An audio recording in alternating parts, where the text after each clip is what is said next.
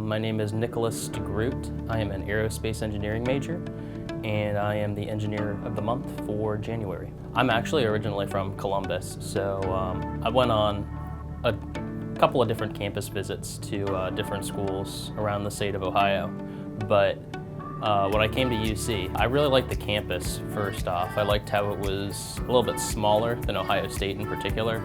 I think the real thing that got me was the co-op program. It sounds like a really good opportunity to go out and start getting some real-world work experience in like your third semester or so, compared to a lot of other places where you might not get any of that experience until after you graduate. So that just seemed like a really good opportunity, and at the end of the day, I think that's what made me choose UC.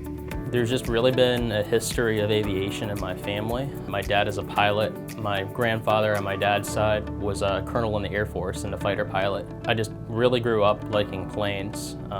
Because of my dad, I grew up flying radio-controlled aircraft too, which I think got me interested a little bit more into the engineering side of things and building stuff and dealing with more of the electronics that you're going to see in the aerospace industry, but at a really basic level. UAVs and drones are everywhere in the news right now. The industry is kind of exploding because there's a lot of opportunities to do things that we haven't been able to do before. In a disaster response situation, we could send up a bunch of UAVs, assuming this disaster knocked out the communications network. We can send up these drones and have them temporarily act as a communications network, so we can bridge all those communications hardware that might have been damaged in a storm like a hurricane or something. It would be really cool to work on something like along those lines, where you make an impact by making people's lives easier, cutting down the impact of a disaster.